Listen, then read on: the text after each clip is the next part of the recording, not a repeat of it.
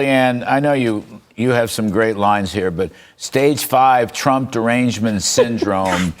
I know you were blasting the Never Trumpers, but I think really the Democratic Party is still kind of in stage 5 Trump derangement. Stage 5, not stage 4, stage 5.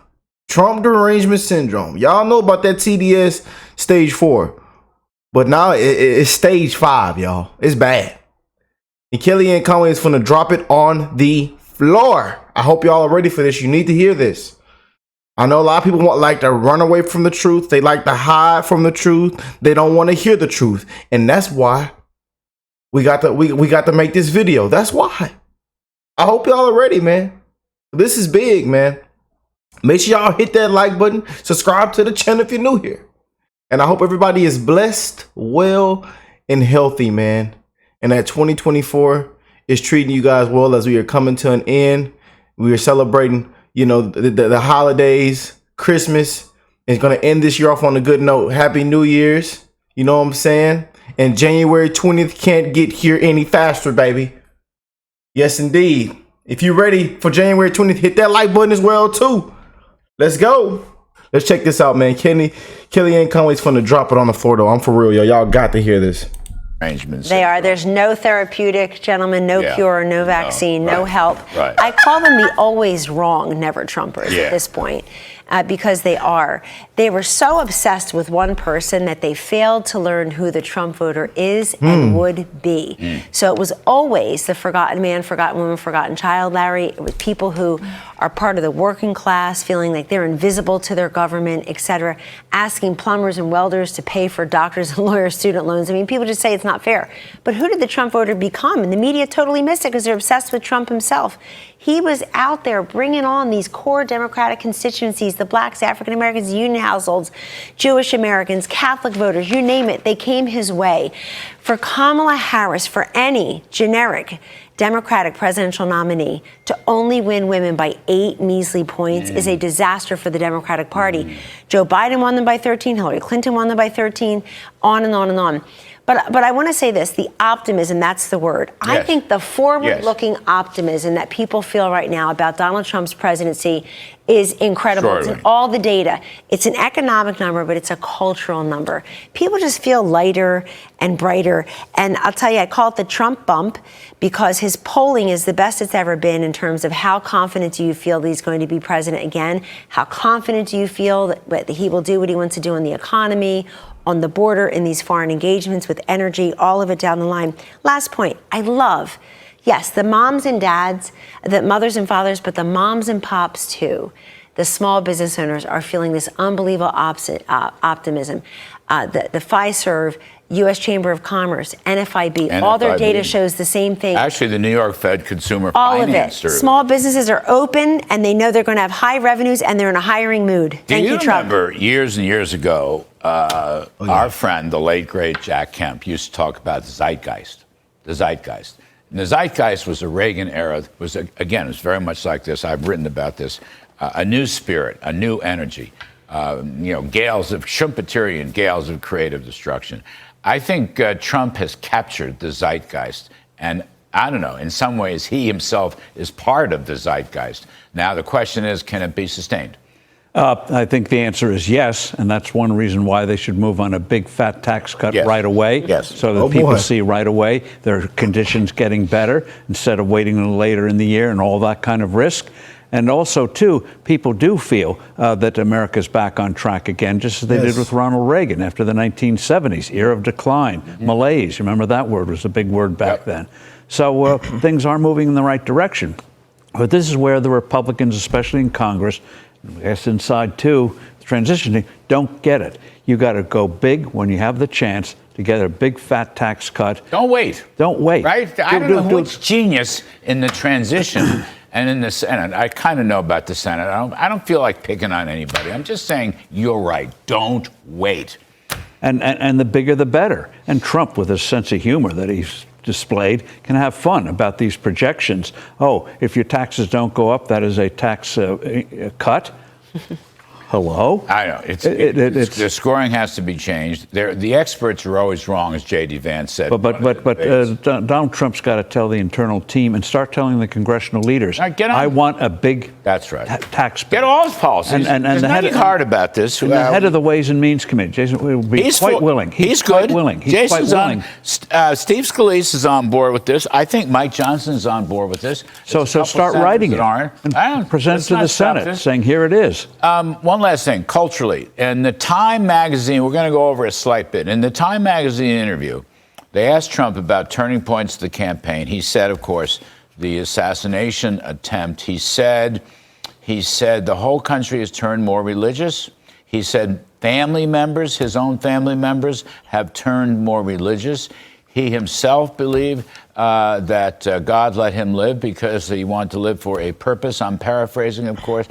But the zeitgeist is economics, and it's tax cuts, and it's growth, and it's stocks. It's culture, and it's religion, too. Draw a line. We don't have too much time. No, it's true. But I'm connecting dots, Kellyanne, from the Al Smith dinner to going to France, to the reopening of the beautiful Notre Dame Cathedral, to what he said standing up against magazine. anti-Semitism. That's right. Yes. And sending his team and himself to Michigan again to talk to Muslim Americans. This is part of the new zeitgeist. And meanwhile, the Democratic Party, some of them seem openly hostile to religion. If you don't believe me, believe them. They don't say thoughts and prayers anymore. They say, you got my thoughts, as if.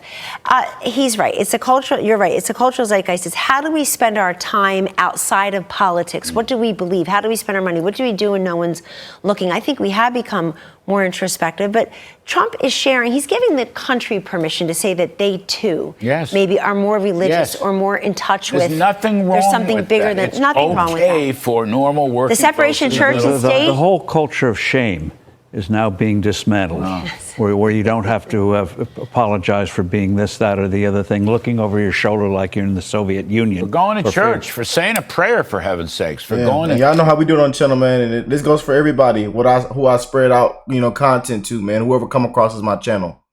I send my love and prayers to you guys.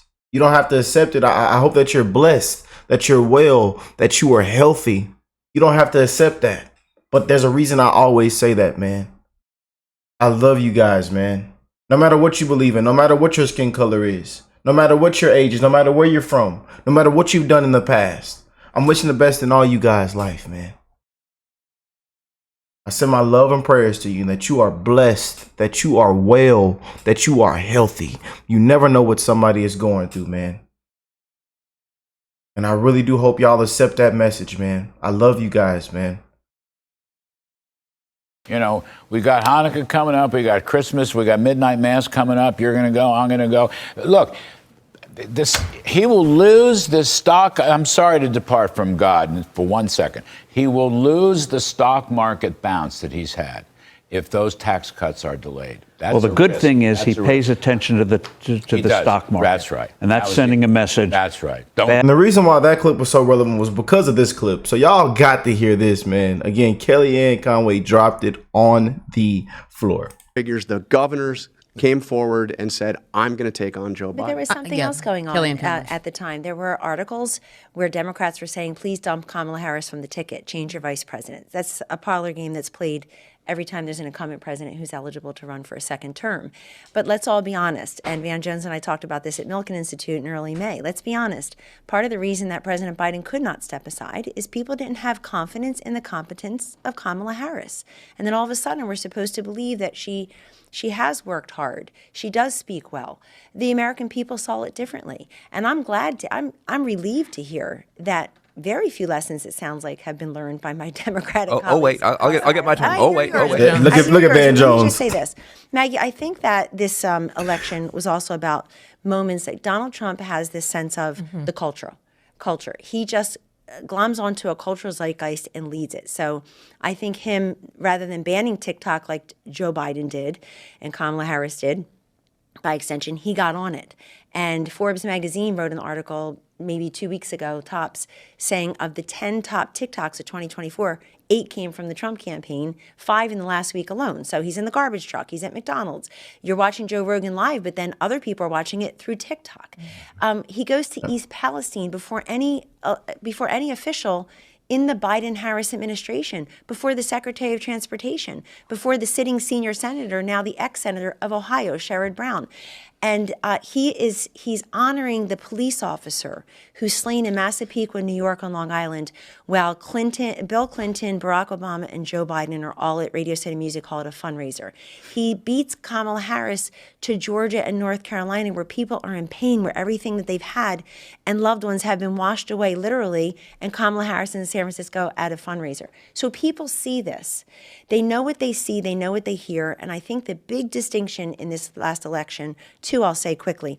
One was the Democrats would have won if they got away with convincing Americans to believe what the Democrats told them was real and true and authentic, rather than what they saw with their own eyes and heard with their own ears, what was real and true and authentic. Everything from a sitting president's obvious mental and physical lack of acuity, agility, ability. Cheap fake, a deep even fake. The vice president, whose official schedule that they stopped publishing a while ago had little to nothing on it most weekends and then most days.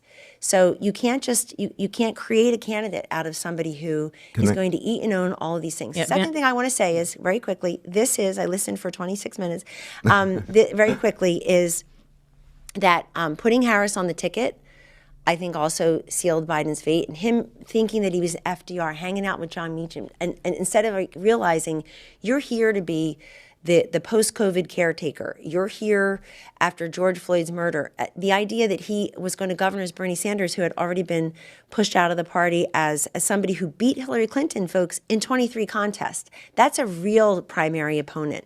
And this is the election where Americans are saying, no more.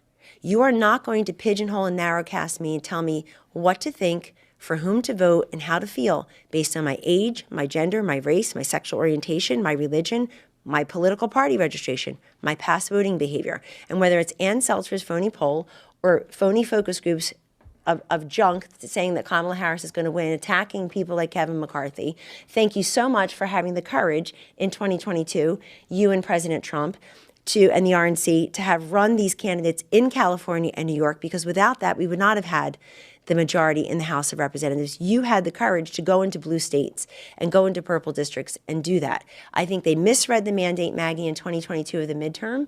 A lot of those terrible candidates fell short. They should have. They weren't great candidates. But the Republicans won 3 million more of the popular vote than the Democrats. They misread a mandate for Joe Biden, who wasn't even invited on the campaign trail. They sent out Barack Obama, not Joe Biden, to campaign for candidates. Oh, boy. So you've got to, we have to level set with the public and stop pretending that these counties didn't flip. And last point, every state. How many last points you gonna do? I got this. Well, they're all good ones. He's triggered. I'm not here. He's triggered. He is triggered. But this again is the truth, man. Them truth bombs, when them bombs start coming out, it's they don't want to hear it. They hide from it. They run away from it. Yeah.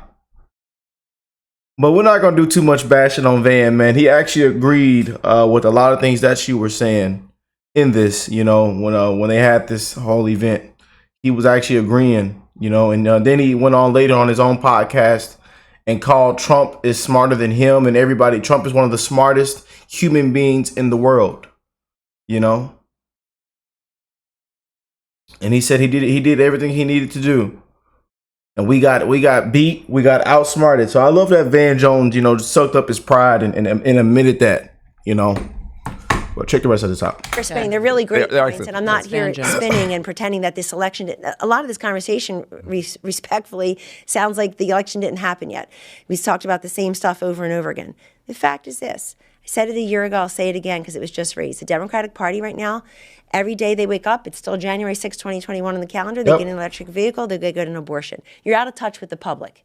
This election was a rejection of wokeness, and every state went more red except Nebraska and Washington State. That is a sweep. That is a mandate. That is President Trump coming into office and the American people saying, please make my life safer, more secure, more affordable. Please get us out of these foreign engagements.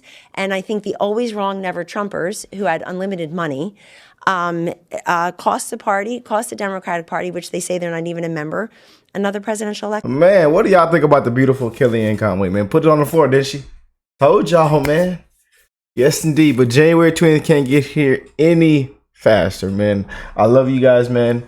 Again, nothing but love and blessings to you guys and your family. Wishing the best in all you guys' life, man. Y'all spread that love. We're going to keep rocking and rolling, keep breaking it to you, giving it to you. You know what I'm saying? Nothing but the truth, man. Again, you either don't want to hear it, you hide from it, you're running away from it, but hey, it's out there, baby. You know what I'm saying? And that's why what took place this year took place. Simple. No other way around it, man. I love y'all, and I will catch you beautiful people in the next one. Peace and love, y'all.